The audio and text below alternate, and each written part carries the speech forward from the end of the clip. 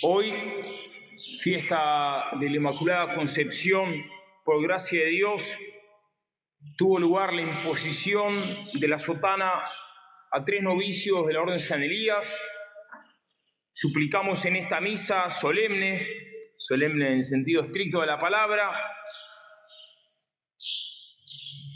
que la sotana se les haga no solo piel, como dice Castellani, sino que se les haga, si cabe la expresión, que se les haga alma. Esto es, que el alma haga tan suya la sotana, que la considere como cosa propia y como una sola cosa con ella.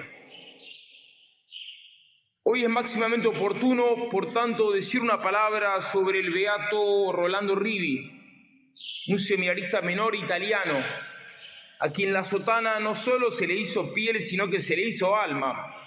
Agradezco a Mateo, que hoy recibió la sotana, por haberme hecho conocer a este ignoto, heroico beato, que el 13 de abril de 1945, con solo 14 años de edad, fue martirizado a tiros de pistola por 2 cobardes comunistas por usar la sotana entre lobos. Ahí está Mateo. Los nombres de los criminales son Giuseppe Corgi y del Chiso Rioli, que tenía rango de comandante, entre comillas, en el nefasto grupo guerrillero que llevaba el nombre de 27ª Brigata Garibaldi Dolo. Se merecían ese nombre, Garibaldi, ¿no? Otro gran revolucionario. Ambos pelearon por la llamada liberación, entre comillas, en Italia, esto es por el triunfo del marxismo. Al beato Rolando lo martirizaron, ya que según una circular interna difundida por el Partido Comunista en la religión de Módena, había que liberar a la humanidad del concepto de religión y de la esclavitud que han creado siglos de barbarie cristiana. Debido al estallido de la Segunda Guerra Mundial, el seminario al que pertenecía el beato Rolando había cerrado, pero de todos modos el beato seguía vistiendo su uniforme de combate, que era la sotana. Él sabía que eso era peligroso. Tenía 14 años, pero no era tonto. Sabía que usar el hábito en ese contexto plagado de guerrilleros comunistas era probablemente un camino sin retorno, una vía sin escape humano, claro, ya que al fin de cuentas el martirio es la más eficaz y segura catapulta al paraíso celestial, que es nuestro fin. El paraíso celestial, que como enseña el libro del Apocalipsis, es como una esposa ataviada para su marido, o en términos paulinos, una ciudad cuyo arquitecto y constructor es Dios. O si usamos la expresión de la acción de gracias tomasiana, es la sede de la luz verdadera, la satisfacción cumplida, el gozo perdurable, la dicha consumada y la felicidad perfecta. El cielo es algo tan magnífico y sublime que si pensamos en el cielo seriamente durante 10 minutos, fácilmente al alma le pueden venir unas ganas enormes de irle a predicar a los talibanes, o si estuvieran vivos, a Ben Laden, a Caifás, a Nerón y a Lenin, e incluso al anticristo. El beato Rolando tenía solo 14 años cuando murió. Por eso sus papás trataron de convencerlo de que se saque la sotana. Sacate la sotana, nene. Ya que en su zona, en ese entonces, el clero figuraba en la primera fila de los enemigos por abatir. De hecho, 4 sacerdotes habían sido ya asesinados por partisanos marxistas en la diócesis de Reggio, a la que el beato pertenecía. Es más, un grupo de guerrilleros comunistas le dijo al padre Camelini, segundo párroco del beato, lo siguiente: a partir de ahora, nuestros enemigos ya no son los alemanes ni los fascistas, que están acorralados, sino los ricos y los curas. Si el beato se hubiera sacado la sotana, no habría cometido ningún pecado. Es más, hubiera hecho un acto de virtud de la prudencia. Pero si seguía usando la sotana, hacía algo mucho más virtuoso. Hacía un acto de perfección heroica. Hacía una obra generosa, magnánima. De hecho, otros seminaristas virtuosos, que amaban su vocación, de las aldeas cercanas, se sacaron la sotana. Pero el beato no lo dudó. Eligió el heroísmo. Optó por la santidad, diciendo: no veo por qué debería quitarme la sotana, que es el signo de mi consagración a Jesús. Tiró a la basura todas las razones con las cuales podía legitimar moralmente la aportación de una vestidura seglar y se puso la sotana más en el alma que en el cuerpo, para que Cristo llene su alma plenamente en este destierro y en la eternidad. Se la puso más en el alma que en el cuerpo, pero también se la puso en el cuerpo, claro. El beato Rivi no estaba pendiente de tonteras, no estaba pendiente de ninguna estupidez estética relacionada con la sotana. La sotana era su uniforme de guerra, su coraza invicta en la lucha contra los principados y las potestades del infierno y las malditas ideologías inspiradas por el Averno, empezando por el marxismo y el ateísmo. Evidentemente, la reacción del beato Rolando no se redujo a no sacarse una prenda eclesiástica, como quien no quiere quitarse un suéter, sino que fue la consecuencia de su heroica decisión de militar por Cristo Rey hasta la muerte. De hecho, no solo no se sacó la sotana, sino que en medio de la persecución marxista que infestaba la zona, el beato con 14 años seguía liderando a otros seminaristas. Los lideraba y los animaba para que prosigan sus estudios sacerdotales en la clandestinidad. Y a su vez, en ese contexto de clandestinidad, devino el jefe de la fila de la Juventud Católica del municipio. Esto es algo así como el abanderado de la Juventud Católica de la zona. Como el abanderado juvenil de Cristo Rey en su lugar, en su tierra. Enorme honor, enorme privilegio. Esta es la verdadera aristocracia.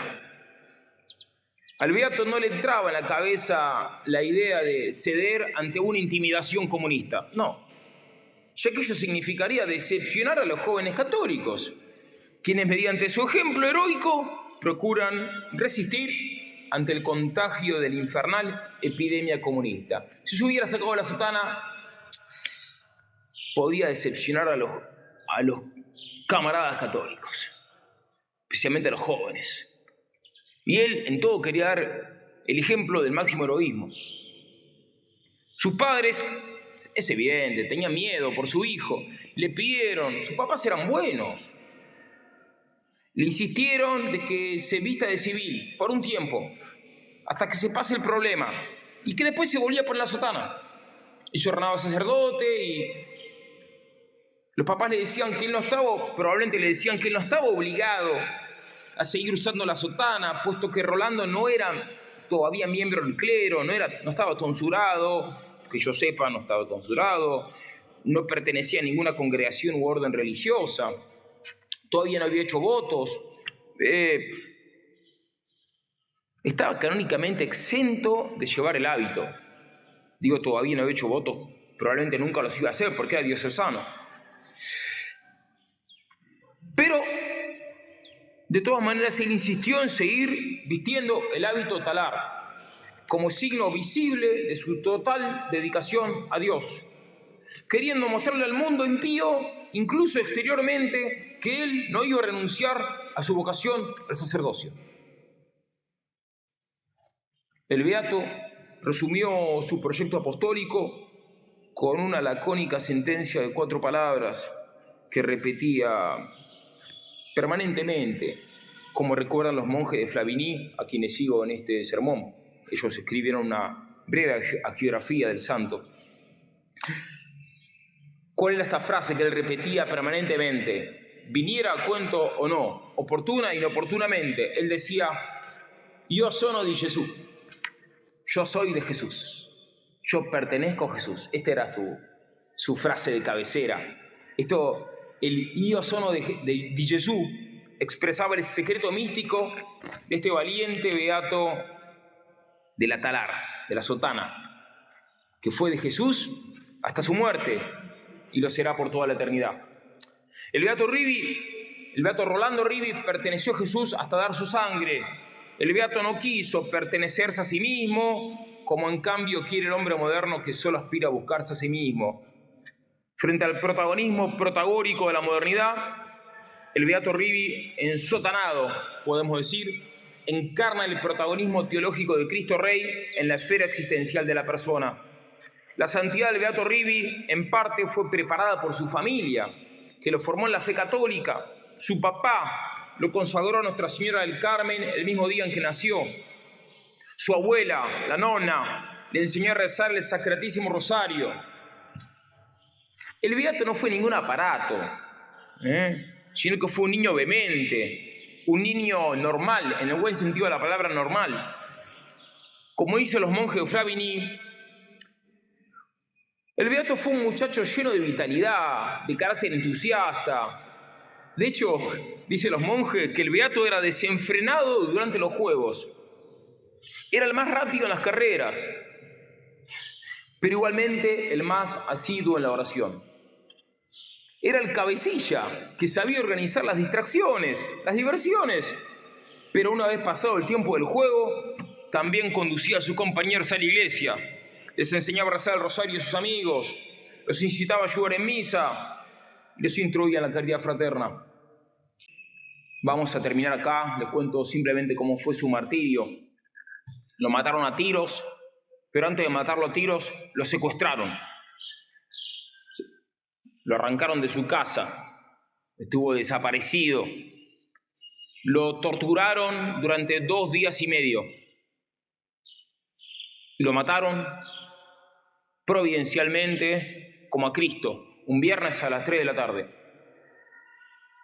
Pero antes de matarlo, le arrancaron la sotana. Le arrugaron la sotana. Y no le permitieron que se la vuelva a poner. Es que hay un odio de los enemigos de Dios, especialmente de los comunistas, a la sotana. Y ante todo un odio que el demonio le tiene a la sotana, como también el demonio le tiene un odio especial al latín. No sé por qué, pregúntale a un exorcista, pero así es. Y el que lo mató, hubo unos vecinos que dijeron, no lo mates, tiene solo 14 años. Y el asesino dijo, si lo mato va a haber un cura menos, va a haber un sacerdote menos. Ese fue su objetivo, que haya un sacerdote menos.